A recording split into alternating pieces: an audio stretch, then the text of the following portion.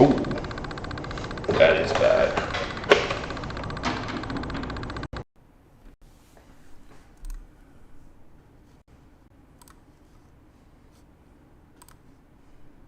Oh man, this is going horribly right now.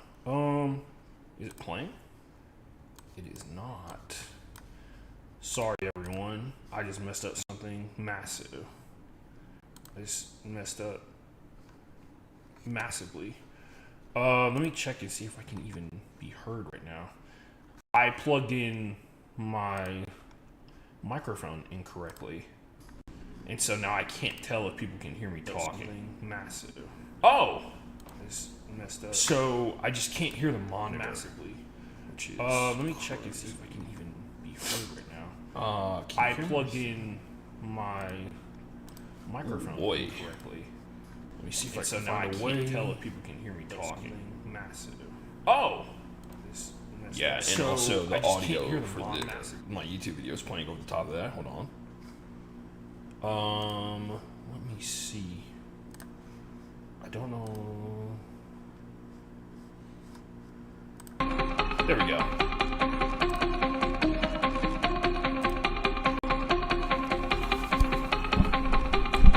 Oh boy, that was a tough start.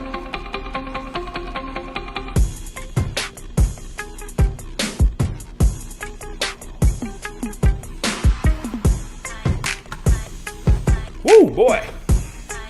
Here we go. Get it popping.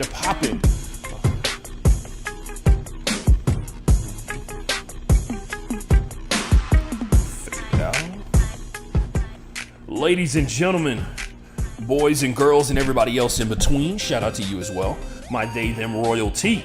I'm Ashton Gene Lewis. This is the Broke Boys Sports Podcast, and if you're wondering why I possibly sound really weird, it's because the microphone's a lot lower than it normally is, and I'm trying to figure out the angle where I can still be in this position and still talk. All right, man. So we're still going to be doing our thing, normal thing. I am going to mix in a sport that I watch for funsies, because there are sports that I watch for fun that I don't talk about on this podcast, because I think, something you can't mix business and pleasure. But I am gonna slowly. I had a friend who told me that because I do watch it, I do need to definitely start talking about it on my show, because it will benefit me, because it is a different demographic of people, or not a demo or anything like that, but it is a group of people that could be new audience for me. And also it's something that I actually have a lot of fun talking about, like, for free, because I still do this podcast for free. But anyway, we're back at the new studio like we were talking about before. Last week it looked a little bit different. This week I tried a different angle inside the same place. Shout out to Windows for sending notifications in the middle of my game, or in the middle of my intro. We are going to get started, get it popping, because we have a lot to talk about. We are going to talk about the NFC and AFC championship games. We're going to talk about Unrivaled Basketball. If you have no idea what Unrivaled is, don't worry. In a couple of seconds, I'm going to educate you, and hopefully you will take that education and go do something big with it and have a lot of fun. The ticker is incorrect because I do need to finish this podcast relatively quickly, because I have a team meeting where I'm running a film session that I'm still maybe slightly unprepared for. We'll find out here in a second. But let's take it from the top. I got a new slide, a whole new segment and everything. It's called my Unrivaled Reactions. There's no hot takes here. I don't actually believe in hot takes. I believe in talking about what you enjoy about sports and having fun talking about it, and reacting to how I actually feel about it. And that's probably what's going to hinder me from becoming, Stephen A. Smith and making millions of dollars doing this. Because for whatever people have to say, Stephen A. Smith gets the people going. But before we get started here, I'd be remiss if I didn't talk about my dude. Some of you guys who listened to last week's pod, which apparently was a good chunk of you guys, I take a couple weeks off, and we don't have that big of a drop off in terms of listeners or anything like that. And I gained a subscriber, so appreciate every person who went out of their way to subscribe to the pod while I was off, and enjoyed it. Last week when I came back, I had a tough intro last week because I had to sit here and talk about my friend who recently passed away. Today is his birthday, so happy birthday, Snowman. I didn't want to drink during this pod, but I'll take a couple puffs out of my cigar from my boy. And yeah, man, I really appreciated him for a long time, and he He gave me a lot of grace, and we learned a lot about each other. He's always going to be in my heart. As a matter of fact, I'm getting a tattoo for the first time in I want to say 8 years with my girlfriend, and I'm going to get one in memoriam to my friend who passed away. So shout out to Snowman. I had a friend who, I don't know if I need to tell his business or anything like that, but I had a friend who recently had a kid, and his middle name is Snowman's real name. So I thought that was a really good homage to his best friend. So that's super dope. Enough about the sad stuff. Let's talk about basketball. If you don't know what Unrivaled is a league that was started primarily by two WNBA players, Nafisia Collier and Breanna Stewart. If you're not familiar with either one of those young ladies, they are immensely talented. Nafisia Collier is actually related to a civil rights hero, essentially a person who fought for the freedom of all Americans, but led to the progress that we were seeing as a country and are seeing every single day, because the fact that people are still fighting back is a sign of progress in and of itself, because it's supposed to be the home of the free and the land of the brave, and you fight for freedom every single day. And if it wasn't for her grandfather, I probably wouldn't be able to do this podcast. I probably wouldn't be able to do half the shit that I do today. And Breanna Stewart is truly an amazing basketball player, overall big time player, has all three levels within her basketball game. Same thing for Nafisia Collier. A lot of people can argue any given season in the last 3 seasons, she's been better than the real reigning MVP, Asia Wilson, if not on the same level. I would have loved if Asia was in this league. She is not. If you don't understand the format of Unrivaled, we'll break it down real quick. It is a 3v3 full court league. The court is 72 feet, which is 20 feet shorter than the 92 feet that you typically play. Is it 92 or 94 feet that you typically play with on a full time or on a full basketball court in general? And each team has a roster of 9 women, typically selected from the WNBA, just because the WNBA is one of the best leagues in the world for women. The league is hosted exclusively in Miami. The teams do not travel. They play in Sephora Arena in Miami, which is really cool in the fact that it is a lot of these ladies, just like all the male athletes that you see on a regular basis, they have kids, they have children, they have family, and when they have the opportunity to not have to move around all the time, they that is a massive benefit. It's cool. It does suck when you have to spend a long period of time in airports, and also on top of that, spend a long period of time just living in a hotel room. But if you're staying in the same hotel room, which I think some of the ladies, they have some thing coming out for TNT where they actually do behind the scenes stuff. I don't know if all the ladies are actually staying in hotel rooms. I think some of them are renting places out for the couple of months that Unrivaled is going before the WNBA season allegedly gets started. If you don't know, the WNBA is currently going through its CBA negotiations with this WNBA PA, and it has been interesting. The WNBA, the league, announced the season and the schedule for all the teams, while there is still not a collective bargaining agreement signed. So they are predicting that they will figure something out leading up to the season. And there's also been the rise of another league called Project B. Not much information other than it is another league that is possibly going to be in prime position to be able to scoop up every single WNBA player during the WNBA season. Unrivaled is a 3v3 league, which makes it distinct in the fact that the game is a little bit faster paced. There's a lot more conditioning involved for the players. And then on top of that, a lot of the players that you typically see that are on bad WNBA teams in Unrivaled get a chance to go out there and do their thing with a lot more open space and work on their game and actually get better while getting paid very well. Because I think every woman in Unrivaled, one, owns part of the league, and then on top of that, they get paid $500,000 or $250,000 for 3 months of playing. And even regardless of them being hurt, there's actually a pool of players who are set to the side that sign deals with Unrivaled but are not on teams. And those players will be divvied up amongst the teams as injuries pile up. Like we've already seen Haley Jones, who has played for Stanford for a long time and has been in and out of the WNBA, but people recognize her skill. She's one of the developmental players. So she goes to practice, she works on her game independently, and she gets paid like she's a full-time player. A lot of what Unrivaled is about is being an equitable league for the players. It is a player design league for the players, which is something that you can obviously say the WNBA and the NBA and a lot of other leagues are not, right? Like we see the player empowerment movement blowing up in the NBA for a long period of time that was kind of spearheaded by LeBron James and a series of other players, right? But in Unrivaled, I would dare say one of the crown jewels would have to be of the player empowerment movement for people who are technically, by definition, labor for high level leagues like the WNBA. Those gals being able to start their own league. A lot of it is definitely due to the fact that Neficia Collier's husband, I think, is the guy who founded Reddit, which gives him access to a lot of people with a lot of money. And it also explains why not only Unrivaled is high quality basketball, but actually has great sponsors. Like, it's sponsored by Sephora, which, if you're not familiar because you're a dude or whatever, if you've a dude without a girlfriend, or maybe you're a guy who does use makeup on a daily basis, you know Sephora is one of the biggest makeup brands in America, probably in the world when it's all said and done. I couldn't tell you.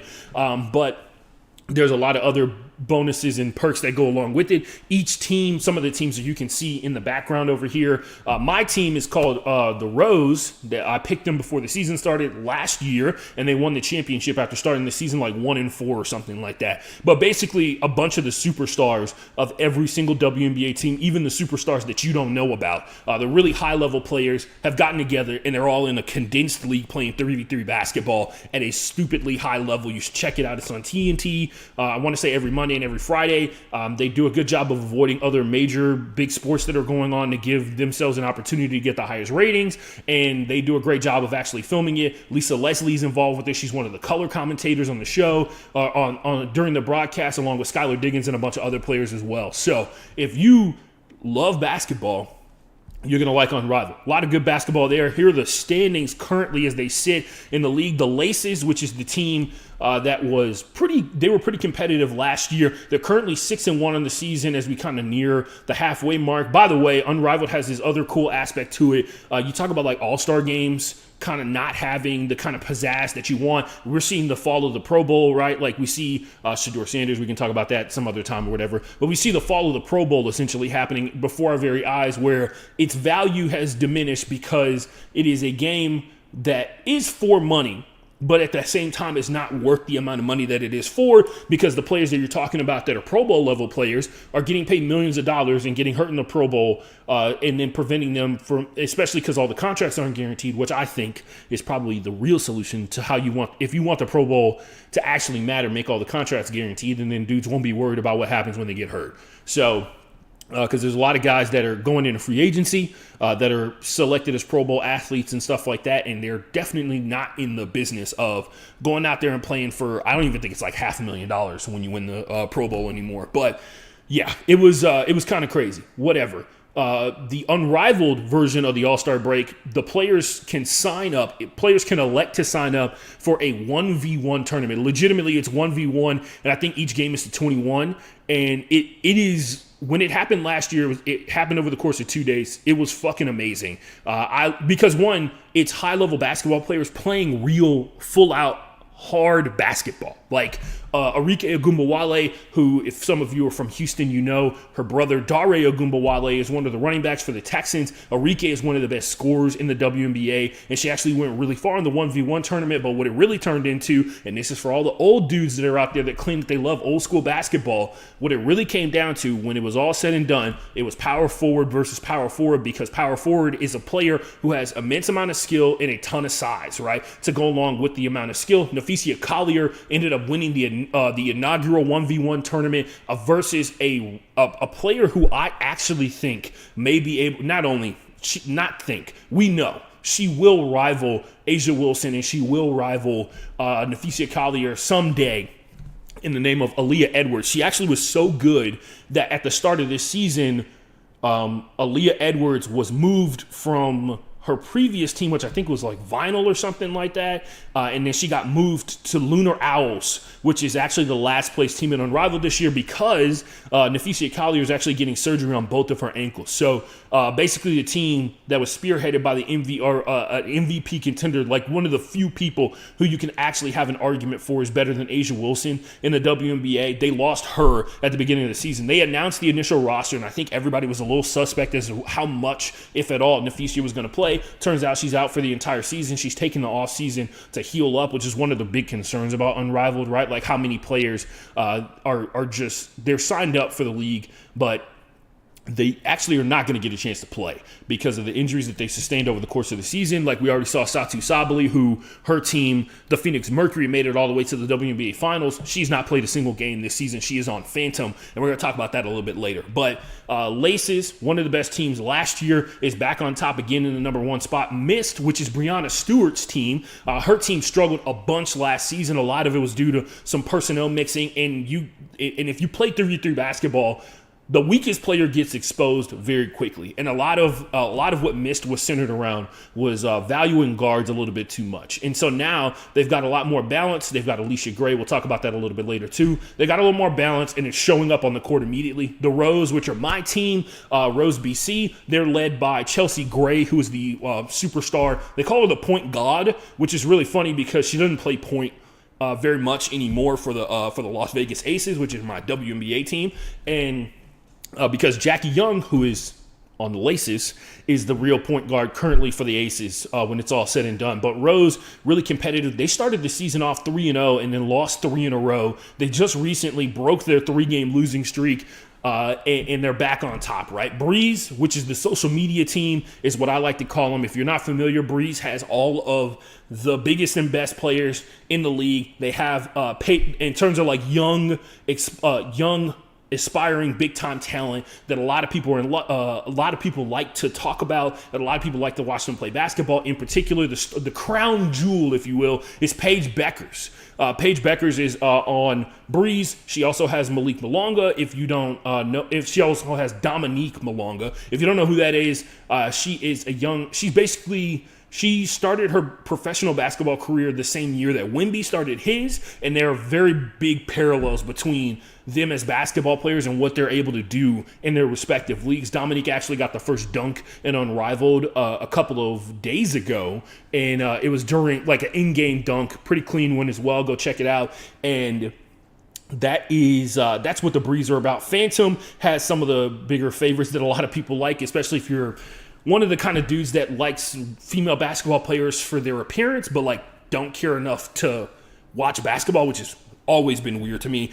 This is Kelsey Plum's team. Last year, the Phantom were one of the worst teams in the league, and now they're 4-3 and tied for 3rd place. They've made like a major comeback. A lot of it is due to the way that they retooled their roster. Vinyl, they're having a terrible season. They were one of the better teams last year, and then fizzled hard down the back half of the year. Hive is one of the new teams that was recently added along with Breeze this past season because there were only 6 teams in the league last year. Now there's 8. Hive has some of the unheralded younger stars like Sonia Citron and Kelsey Mitchell on their team, and they have not been able to get it to click together at all. They go long periods of time without being able to score consistently. And the Lunar Owls, like we said before, they're heavily hampered by the fact that they went from the team that had the best player in this league, and now they don't have that player anymore. Now they're dead last. But that's just a quick breakdown of the current Unrivaled standings. Make sure you go check it out. It's a ton of fun to watch them play basketball. The games are really fast as well. And then they use set scoring, which is something that happens in my sport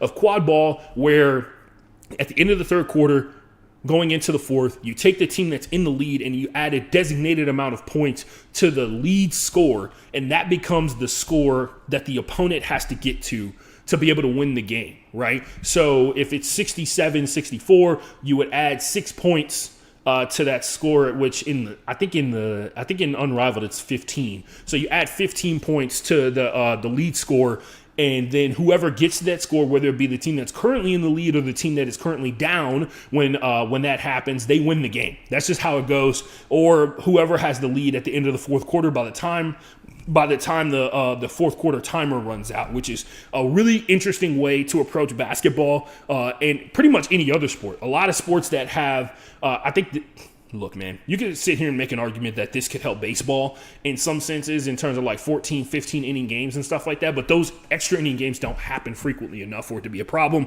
Baseball has other issues. Anyway, let's talk about some of my takes on the league overall. The Breeze. Everybody wants to talk about them. One, because they have some of the cooler uniforms in the entire league. I'm not going to lie. Should go check it out. They, by the way, the league uniform apparel deal was signed in season last year by Under Armour, and now you can tell some of the Under Armour influence, in particular on the Phantom. The league also this year added they basically got their version of a city edition jersey. So now every team has a home and away jersey, and they're also each jersey pays homage to the name of the fan group of each team. So for the Rose, the team that I'm a fan of, they are called the Rosebuds. Which I guess makes me a Rosebud. They have jerseys that say Rosebud across the front of it, which is really cool. And it also has a redesign from the original jersey, basically the polar opposite of the colors in most cases, which is really nice. The Breeze, and I'll tell you this, if you're a person that has been watching the league, please hit me up on Twitter. I love talking about Unrivaled. Hit me up on Instagram at @TheAshtonForever. Hit me up on Twitter at FB_playbook. The Breeze's head coach, her name is Noelle Quinn, and she's one of those coaches that doesn't yell and scream a bunch, which is always a little off-putting for me as I come from a sports background, but clearly what she says resonates with her players. She's very quiet. And I wouldn't even say soft-spoken. What she says is definitive, but she's very quiet overall, and it kind of creeps me out a little bit when she's coaching. Because when they cut to her bench conversations, it's kind of like, all right, guys, so what we're going to do is we're going to focus on rebounding. We're going to run 3 on the way down. And if we don't see what we like, we're going to rotate out of it and run the Camby on there. All right, cool. Everybody? Yeah, and that's what her whole steez is. It's very funny because she has a team that a lot of people consider to be like full of babies, like the youngest of the young. I think they might be by age the youngest team in the league, and so it's very funny that they have a coach who kind of talks to them like she's a kindergarten teacher, but she's not. They're grown women, but she doesn't do it in a disrespectful manner. That's just how she talks. But yeah, Dominique Malonga, they call her Money Malonga, aka is her nickname, and then Rakia Jackson, who some of you guys are familiar with because some of you guys are horny on the internet, and she's one of the most attractive women that's in the league. Don't worry, guys. She's already taken. Her boyfriend is an NFL player. I wouldn't even waste my time, my guy. Anyway, so their starting lineup, I like it a lot because it leans into the strategy of 3v3 and then of sports overall. They have 2 of the better bigs in the league, and Rakia Jackson and Dominique Malonga, and they do a great job of focusing in on them by having Paige Beckers go out there and basically have all this wide open space above the 3-point line and above the key and everything like that, while she has 2 bigs who go out there and get a bunch of rebounds, and they can both shoot the 3 pretty well. So I call that a major dub. They use that as their starting lineup, and it usually gets them ahead pretty early on. What happens after that, maybe not the best look, but they do get the size advantage at the jump for pretty much every game that they have played so far in Unrivaled, and I like that a lot. The Mist is coasting. In my opinion, it feels like, and this is a guy who is a fan of another team, it feels like the Mist are the real front runners for winning the league when it's all said and done, just because Alicia Gray, who's one of the best, she actually had her best season in the WNBA this past year. Alicia Gray, along with Breanna Stewart, is just like an insane combination to the point where Alicia Gray, great handles, great shot, does a really good. She has a size advantage when she drives to the basket, and she does a good job of shooting from range and mid-range, combined with Breanna Stewart, who I mentioned before, MVP caliber player. She's the lead dog for the New York Liberty, right? And there's a reason for that. It's because she's great on both sides of the court. She does a fantastic job of getting space to set up her jump shot in the mid-range, and she hits it consistently, mainly because most people aren't tall enough to defend her. Plus, she moves too smoothly to actually be kept up with by most bigs in the WNBA and in Unrivaled. It still shows itself out a lot of times. They used to call her the female KD. I'm never going to be one of the guys who kind of leans into that kind of stuff because it doesn't have to be that way. She can just be Breanna Stewart. Anyway, I feel like they're sneaking up to possibly being the best team in the league when it's all said and done. They're still working on getting in the mix. One of the best scorers in the league overall in Enrique Agumbawale, who I mentioned before. But once they get her clicking, they're going to be unstoppable.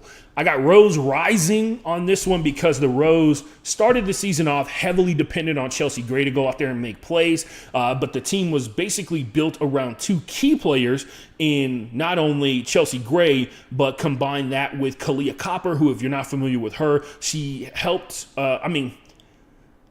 Asia Wilson led Team USA to another gold medal in a very close game against France in the Olympics. the second lead dog when they needed somebody to go out there and get buckets and put that work in. That second player was Kalia Copper, who started the season hurt, got back into the mix, and that's when they got on that 3-game losing streak. But now that she's back, and it feels like she could be getting closer and closer to being 100% out there on the court, because Unrivaled has a really high level of conditioning required for you to be successful. 72 feet, like I mentioned before, you're playing full court 3v3, so it's a lot of space to cover, plus being able to cover a really high level player. Kalia is she's a guard trapped in a big's body. She basically has a power forward build, but has the ability of a shooting guard in a lot of cases, and that's what makes her so deadly. Plus, she's from Philly, and you can tell when she drives to the basket because she be driving angry. Anyway, I feel like the Rose about to pop off a little bit here. They also had a situation in their second loss in that 3-game losing streak where they went up against the Laces, and they were 1 point away from beating the best team in the league and handing them their second loss of the entire season. And I think that means something. The Hive are hovering at the bottom of the league. And I say this, and this is probably like the meanest thing I'll probably say about Unrivaled so far. There is too much of a focus on Sonia Citron. The Hive's entire team is too focused on Sonia Citron going out there and being able to do whatever she wants. They have Kelsey Mitchell, and it feels eerily reminiscent of what it was like for Kelsey Mitchell when she was on Fever. Obviously, Caitlin Clark is also on Fever. She's an amazing player, but it didn't feel like there was big enough. Basically, when Caitlin Clark is in the game for the Fever, Kelsey Mitchell felt like she got designated to just being a corner three-point shooter. And she's really good at doing that, but Unrivaled has shown that, and Unrivaled and the rest of the WNBA season after Caitlin went down, showed that Kelsey Mitchell is not only an all-star caliber player, but on top of that, her ability to drive to the basket is amazing. She's one of the fastest players in the league, and it feels like so many times when I watch the Hive, their offense gets kind of jammed up with Sonia holding the ball, dribbling. She's got great handles, but her shot's just not dropping in Unrivaled. I don't know if it's conditioning thing. I don't know if it's the high level of focus on her specifically shooting three-pointers, and I think that's what it really comes down to. But Kelsey Mitchell is the one that gets out in open space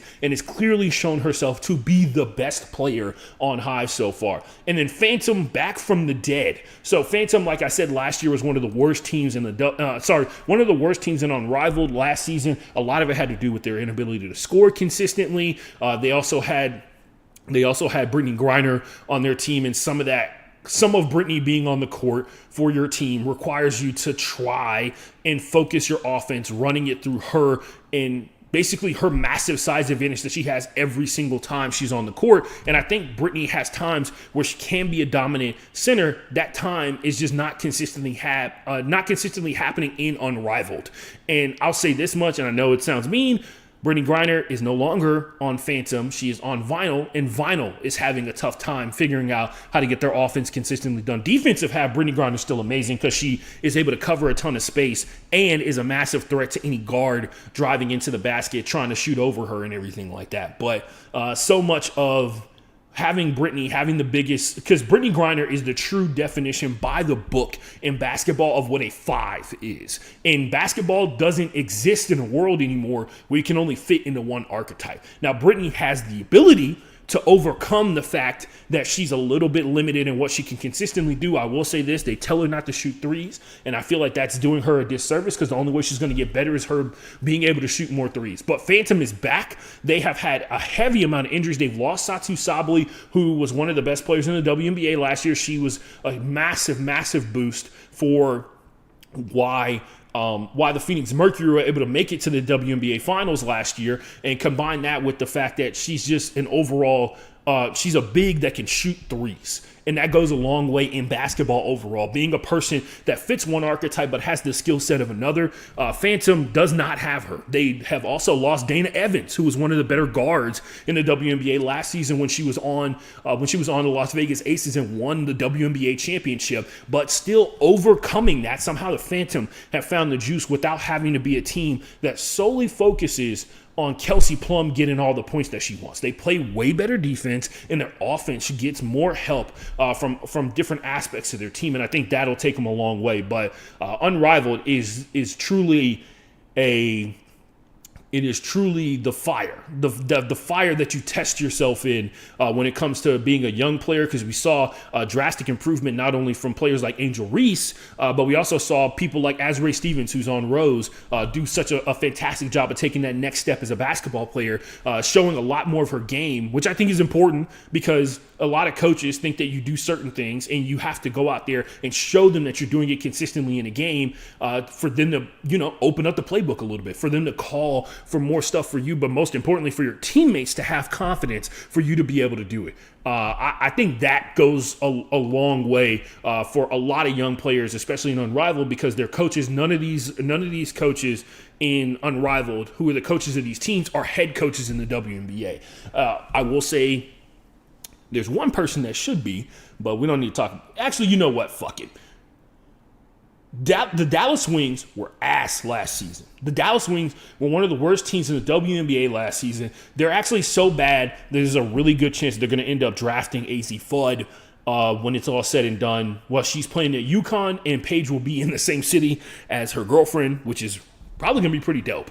But when it's all said and done, the Dallas Wings were one of the worst teams in the league last year. They did not look like they were having fun. They fired their coach, and then they brought in a coach from, I want to say, UCF as their new head coach. And a lot of people, including myself, thought that the answer for the Wings' issues was very simple. The Unrivaled's head coach for the Rose BC on Instagram, if you want to follow him, is Nola Henry. Nola Henry is an assistant for the Dallas Wings, and she won the first Unrivaled championship with Rose. And it felt like the answer was kind of like staring them right there in the face, but they went and got this UCF guy, and I'm the one that is willing to give you a chance to go out there and fuck up. But the second that you start fucking up, the answer was simple for me. Is Nola. The answer was Nola. She should be a WNBA head coach. She is coaching Rose again this season, and they're still one of the best teams in the league, despite having changed up their roster a lot. I think they only have 3 returning players from last season because all their good players got taken and moved to other teams. If you don't know, Unrivaled doesn't have a draft or anything. Well, they don't have a formal draft. Essentially, all the coaches get together and they figure out ways to sort the teams to create balance amongst the league.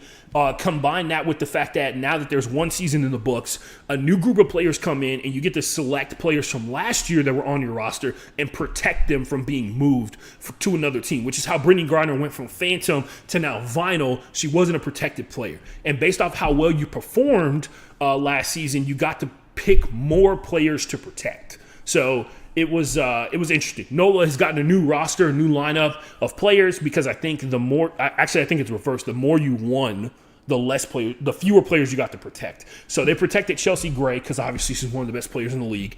And they got Kalia Copper. Kalia was on the team last year as well. And they built around them. Lexi Hull is still on the team from a year ago. Azrae Stevens is as well. But the new mixes in terms of Akira Stevens,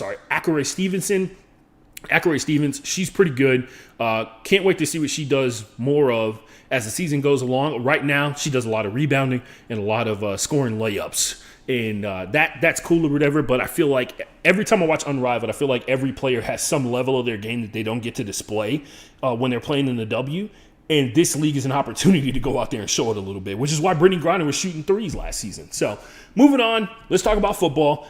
I thought Unrivaled super dope. If you think it's dope, hit me up. That was my sport that I watch in my free time with my girlfriend. My girlfriend loves Unrivaled just because she's a big fan. A lot of the players, and a lot of Unrivaled is about pushing the players and marketing the players who are really hilarious. There's so much of the WNBA and women's basketball in general that is what we would wish for in men's sports, because these players, they make a good amount of money. They don't make millions of dollars, at least not in America. They don't make millions of dollars, but they have a ton of personality and they let it show, and it's in a positive way most of the time. There's a lot of positivity around women's basketball. There's not a lot of this back and forth bickering where kind of stuff that happens when you have male egos that are underdeveloped and dudes that don't know dudes that only value being respected. The worst kind of guy. Anyway, moving on. Let's talk about football. Anyway, you guys know the deal. That is the wrong scores. I don't know if you guys heard or not. my Seattle Seahawks are going to the Super Bowl. Yeah. Oh, yeah. I never thought. I told you guys, as you guys all know, preseason, I picked what teams that I think would be I picked the Ravens versus the Packers with Jordan Love winning the MVP. And now there's massive conversation about Jordan Love basically not Jordan Love potentially not being the answer for the Packers, which is pretty funny. And then Matt LaFleur possibly getting fired. The Ravens did fire their head coach after not making it to the playoffs. So great pick on my end, but as a great consolation prize, my second favorite team in the in the NFL, is going to the Super Bowl as they have been on a dynamic run, dominating every single step of the way. Very few hiccups. Even when Sam Darnold could not carry the squad carried the squad, which is, I think, once again, goes back to what I truly believe you as a football player should be rooting for your team to do. Do not build your team around one player. Build your team to be the best at as many positions as possible, and you will succeed. AFC Championship game, let's talk about this. The Denver Broncos have been one of the best defenses throughout the course of this entire season. It is why they were able to secure the number one seed in the AFC, and it is why they've been able to overcome the fact that Bo Nix has not played well very many times this year. There's been a couple of times where Bo Nix has looked like the man that was promised when they drafted him. Sean Payton was a little too excited when Jarrett Stidham got the chance to go out there and start. Bo Nix, if you guys don't know, the story was going into this, he broke his ankle on the second to last play that led to the game-winning field goal for the Broncos, who, if I can say one thing about the Broncos, when it comes to close and tight and clutch situations, they show up. I talk about this all season. Bo Nix is a guy that he has like 3 good drives a game. And those 3 good drives tend to show up at the worst possible time for the opponent. And they kind of did almost in this one. You can even make an argument that the offense for the Broncos was getting more motion than the Patriots offense was the entirety of this game. First half of this game, it looked relatively normal. They were in Denver. The Broncos actually got like a massive bomb from Jarrett Stidham that made it look like all the hype about Jarrett being able to take it to the next level and possibly being able to execute Sean Payton's offense better than Bo Nix was for real. And then reality hit, I guess. As time went on, you saw a little bit more hesitation in this game. There was a couple of plays. Some people pointed it out already. I think it was Nate Tice that did a great breakdown of how about how the Patriots used substitution ruling in the second half to force Jarrett Stidham into throwing an interception, essentially because they substituted slowly, intentionally. After the Broncos subbed out one of their tight ends, they subbed out 2 defensive tackles who kind of jogged off the field, killing more time on the play clock. Then their other guys subbed into the game, killing more time on the play clock. By the time they got set on the field, there were 7 seconds left on the play clock, and Jarrett Stidham was rushed in the AFC Championship game where he was, under pressure, and it was snowing. Adverse situation, trying to get this playoff. He snaps the ball, throws it right to Christian Gonzalez, and that essentially set them down a really dark path. The Broncos are a team that offensively, they cannot be the team that loses the turnover battle and still win the game. The Broncos overall this season were amazing. The Patriots have been amazing all season, and I will say this. I'm done talking about the schedule thing. I know we're at the Super Bowl and it's about time for me to be done talking about the schedule thing, but I think it's paramount that I stop talking about the schedule thing because I watched every single one of their games, and even if you have the easiest schedule in the history of the NFL, the fact is they went out there and they dismantled 98% of the teams that they played this season. So even if they were a bad team would keep some of these games close. The Patriots rarely were ever in a situation where the game was close. And that says something about how their team can, 1, have an easy schedule, and then 2, also still be a good football team. They were able to run the ball pretty consistently, not well, but consistently be able to run the ball versus the Denver Broncos front, which is kind of crazy because not many teams have been able to do that successfully.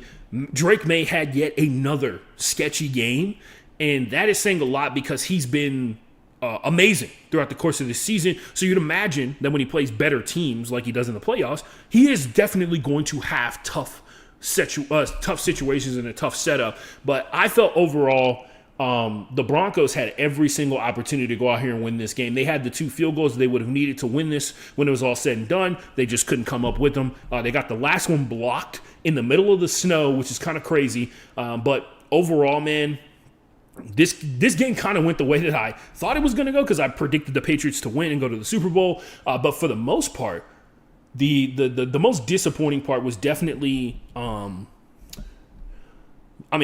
the few good drives that the Broncos had where they got in field goal position that would have won them the game, just coming up with nothing. The most disappointing part on the Patriots end of it is, Drake May not being able to play consistently against a top-tier defense, because if you think the Broncos are good, the Seahawks are better than the Broncos defensively. And then also have the offensive pop to go along with it.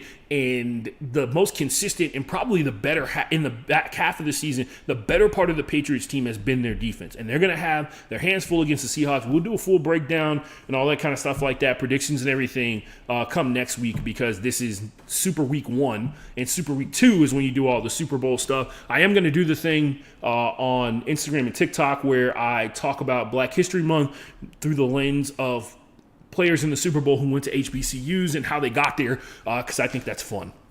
You learn a lot about a lot of key players. Moving on to the NFC Championship game. Holy shit. I said this when I was doing the preview. It makes me nervous every single time the Seahawks have to end up playing a divisional opponent. Yes, the Rams are really good. They've been good all season. But the fact of the matter is, I had faith that if the Rams weren't going to be able to run the ball, they weren't going to be able to win this game.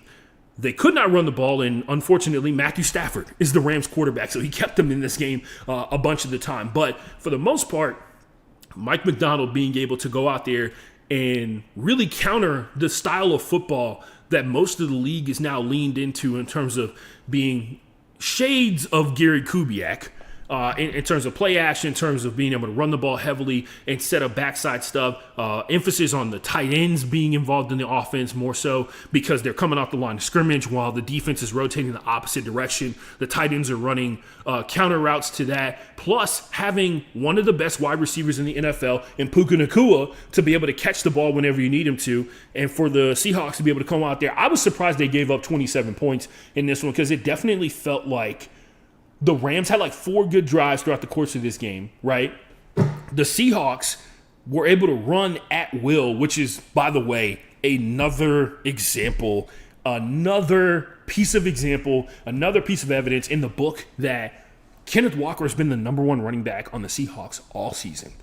And the team, I'm assuming because K-Walk, they talk about blocking, they talk about protection and all that kind of stuff, but Kenneth Walker showed it to you. He went up against one of the best defenses in the NFL. He went up against a team that has played the Seahawks many times, has played the Seahawks 2 times before. Kenneth Walker has played the Rams 9 times in the course of his career, if I'm not mistaken, and he diced them up, bro.